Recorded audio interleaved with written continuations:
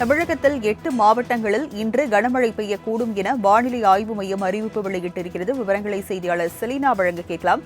Selena, எந்தெந்த மாவட்டங்களில் கனமழைக்கு எச்சரிக்கை விடுக்கப்பட்டிருக்கு?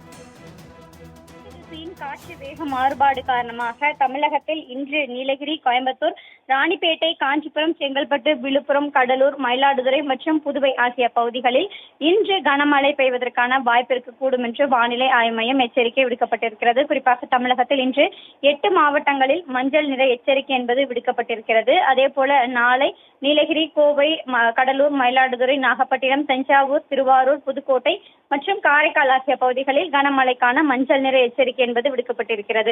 தமிழகத்தில் அடுத்து வரக்கூடிய 2 நாட்களுக்கு ஒரு சில மாவட்டங்களில் கனமழை பெய்யக்கூடும் என்றும், அதற்கு அடுத்தபடியாக வரக்கூடிய நாட்களில் லேசானது முதல் மிதமான மழைக்கு வாய்ப்பிருப்பதாக சென்னை வானிலை ஆய்வு மையம் எச்சரிக்கை விடுக்கப்பட்டிருக்கிறது. சென்னை மற்றும் புறநகர் சென்னையை பொறுத்தவரையிலும் அடுத்த 24 மணி நேரத்திலிருந்து 48 மணி நேரம் வரையிலும் வானம் மேகமூட்டத்துடன் காணப்படும் என்றும், மாலை அல்லது இரவு நேரத்தில் ஓரிரு இடங்களில் லேசானது முதல் மிதமான மழைக்கு வாய்ப்பு இருக்கக்கூடும் என்றும் வானிலை ஆய்வு மையம் எச்சரிக்கை விடுக்கப்பட்டிருக்கிறது. விவரங்களுக்கு நன்றி செலினா.